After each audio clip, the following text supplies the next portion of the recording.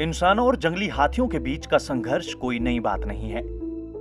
तेजी से घटते वन क्षेत्र और भोजन की कमी के कारण असम में इंसानों और हाथियों के संघर्ष में तेजी आई है।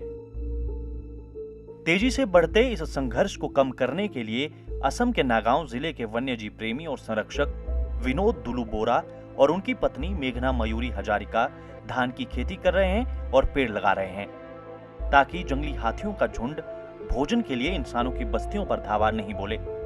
बोरा ने स्थानीय ग्रामीणों की मदद से हाथी बंधु नाम से एक संगठन बनाया है, जो 2018 से उस क्षेत्र में पौधों की खेती में सहायक की महत्वपूर्ण भूमिका निभाता है, जिससे हाथी मानव बस्तियों की ओर टकटकी न लगाएं। पिछली बार जो हम लोगों ने हाथी बंधु ऑर्गेनाइजेशन ने जो 200 बीघा धान खेत किया है, जो हाथीखुली रोंगहांग गांव ने पूरी 200 बीघा हाथी के लिए दान कर दिया है।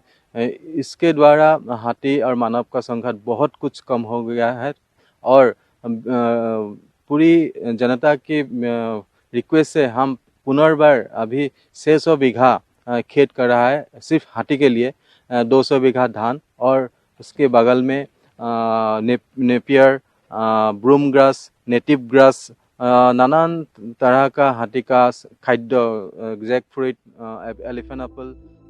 असम के वन विभाग ने भी हाथी बंधु को अपनी सहायता दी है। पिछले कुछ महीनों में भोजन की तलाश में मानव बस्तियों में हाथियों के झुंड के आने की घटनाएं कम हो गई हैं। बोरा को संगठन को बनाने और अभियान को सही दिशा में ले जाने में वरिष्ठ नागरिक प्रदीप भुयान की अच्छी सहायता मिली। Actually, we have started this Hathi Bandhu, that means Defend of Elephant movement, in 2018. In 2018, actually, we did not have a clear vision, but we planted about 15 to 20,000 of this bhimkol, this type of banana, and jackfruit and other long-term trees for elephants. In 2019, the villagers of Ronghong village, a tribal village in the foothills of Karbi Anglong, and gave the land to the Hathi Bandhu for cultivation of rice. Vinod दुलु बोरा की पहल को उनकी पत्नी मेघना मयूरी हजारिका का समर्थन मिला था।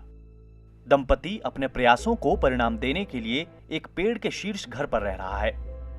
हाथियों के झुंड रात में उनके लगाए गए धान और घास के खेत में नीचे आते हैं और सुबह जंगल में लौट जाते हैं।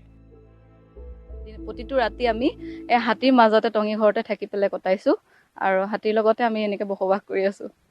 এটা কথা ক'ব বিচাৰো যে হাতী খুব শান্তিপ্ৰিয় জন্তু, সেই গতিকে হাতীক আমি অলপ যদি মৰম কৰো, খাদ্য যোগান ধৰি পেলাই, তেতিয়া হাতী মানুহৰ সংঘাতটো নিশ্চয় কমিব আৰু সেই একদম 100% ৰিজাল্ট এটা আমাৰ হাতীখুলি ৰংহাং গাঁৱত প্ৰকাশ পাইছে।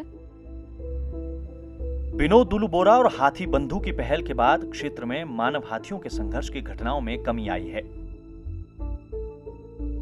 हाथी धान और घास भरपेट खाते हैं और जंगलों में लौट जाते हैं। जिन ग्रामीणों की पहले रातों की नींद हराम रहती थी, वे अब रात को चैन से सो रहे हैं। हाथी बंधु की ये पहल देश के अन्य हिस्सों में भी मानवों और हाथियों के संघर्ष को कम करने के लिए एक मॉडल हो सकती है।